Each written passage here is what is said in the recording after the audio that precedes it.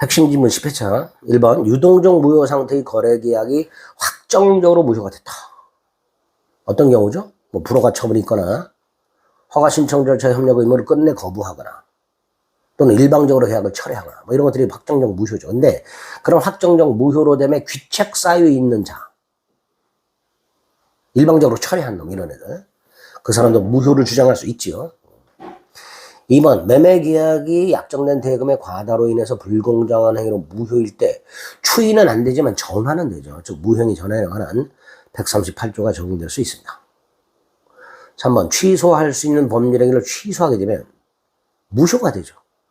무효가 됐으니 무효행위 추인의 요건을 갖추면 그 무효행위 추인을 할 수 있죠. 취소할 수 있는 법률 행위를 취소를 하면 무효가 돼버리죠. 따라서 취소할 수 있는 행위를 일단 취소를 한 이상 취소할 수 있는 행위 추인을 할 수는 없고, 취소할 수 있는 행위의 추인은 취소 전에 하는 거니까 그건 못하고 무효 행위의 추인의 요건과 효력을 추인할 수 있습니다. 4번 계약을 체결할 때 토지의 일정 부분을 떼서 매매 대상에서 제외하는 특약을 했다. 자, 계약과 특약이 있다. 근데 특약의 취소 사유가 있다. 그러면 특약만 취소할 수 있냐? 안 된다는 거죠. 특약만 취소할 수는 없다. 기억하시고. 5번 따라서 소비대차 계약을 하고 근저당권 설정 계약을 했어요. 근데 사기가 있었어. 이때 근저당권 설정 계약만 취소했어. 안 되죠. 소비대차 계약도 취소된 거죠. 그래서 기망을 이유로 하는 근저당권 설정 계약에 대한 취소의 의사표시는 소비대차 계약에 대해서도 그 취소의 효력이 있다. 6번 취소할 수 있는 법률행위 추인은 추인권자가 그 행위가 취소할 수 있다는 것을 알고 해야 되죠. 왜? 취소할 수 있는 행위의 추인은 취소권의 포기예요. 그러니까 나한테 취소권이 있다는 거, 다시 말해서 나의 행위를 취소할 수 있다는 거를 알고 있어야 되죠.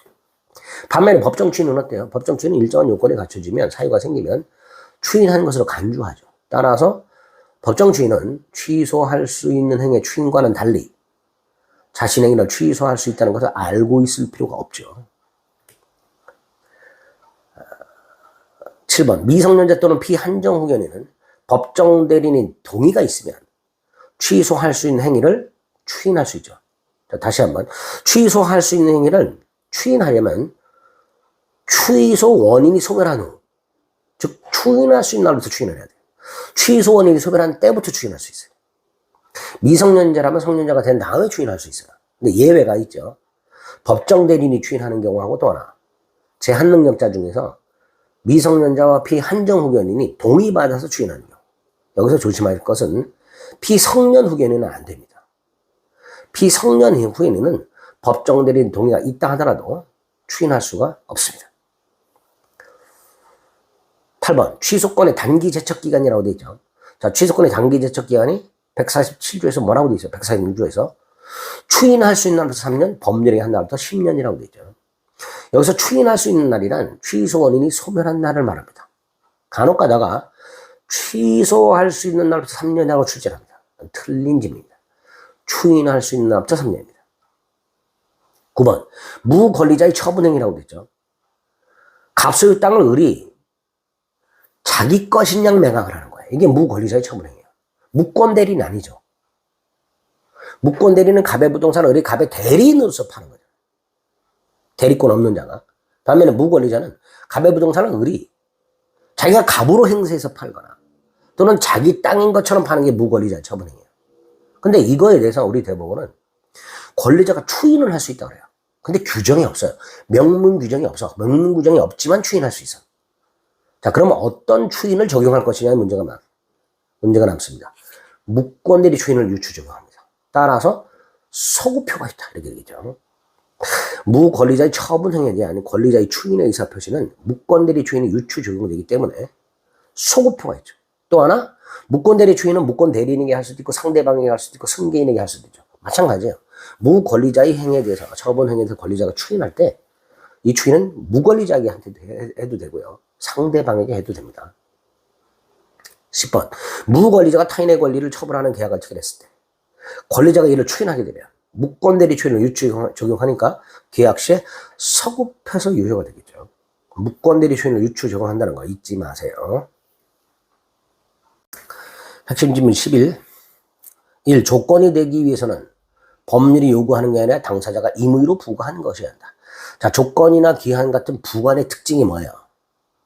법률행위의 효력의 발생 소멸을 좌우하죠. 성립하고 상관없고요. 그 다음에 장래 발생 사실이죠. 세 번째가 뭐예요? 당사자가 부과한 거죠. 부관의 개념 요소입니다. 그래서 조건이 되려면 당사자가 임의로 부과한 것이어야 한다. 2번, 조건이 성립하려면 조건부 행위가 성립하려면 당연히 조건 의사 플러스 표시가 있어야 되죠. 조건을 붙일 의사는 있었으나 표시를 안 했다는 이건 단순한 동기에 불과합니다. 3번, 조건을 붙이고자 하는 의사는 당연히 외부에 표시해야 되고 그 표시는 명시, 묵시 할 수 있죠. 의사 표시는 보통 명시적으로 할 수도 있고 묵시적으로 할 수도 있죠. 4번, 이행 지체가 있을 때 채권자가 채무자를 상대로 상당한 기간을 정해서 이행을 청구하면서 그 기간 내 이행이 없으면 계약은 해제된다 라고 통지했을 때 이미 해제권을 행사한 거죠. 하지만 그 기간 내 이행이 없어야 해제의 효력이 발생해요.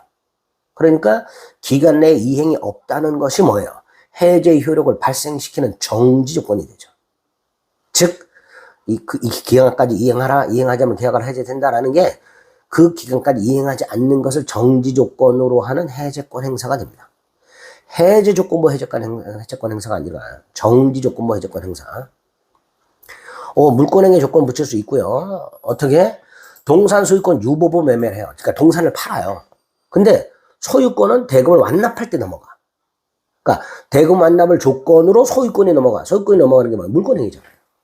그래서 동산 소유권 유보부 매매는 대금을 완납하기 전까지는 매도인에게 소유권이 유보돼 있다가 대금을 완납하면 별도의 의사표시 없이 소유권이 넘어가게 됩니다.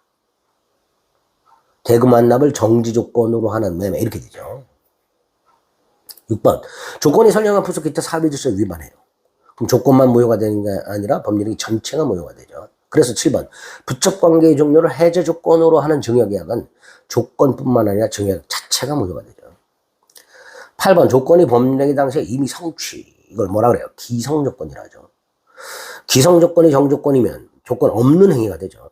반면에 9번, 기성조건이 해제조건이면 그 행위는 무효가 되죠. 똑같은 거, 비슷한 거 기억할 게 뭐가 있어요? 조건이 법률행위 당시에 이미 성취할 수 없는 거. 불능조건이죠. 불능조건이 정조건이면 그 행위는 무효죠. 불정무. 반면에 불능조건이 해제조건이면 그 행위는 조건이 없는 행위로 유효가 되죠. 반드시 기억해야 될 질문입니다. 10번, 조건이 있는 법률의 당사자는 조건 성부가 미정한 동안에 조건 성취로 인하여 생길 상대방 이익을 해하면 안 되죠. 만약에 해하면 손해배상 책임이 생기게 됩니다.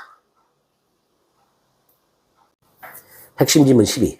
자, 조건 성취가 미정한 권리도 일반 규정에서 처분, 상속, 보존, 담보로 할 수 있습니다. 처분, 상속, 보존, 담보로 할 수 있다. 이 보존과 관련해서는 뭐가 나와요? 부동산에 관한 정지조건부 권리는 가등기를 통해서 순위를 보존할 수 있죠.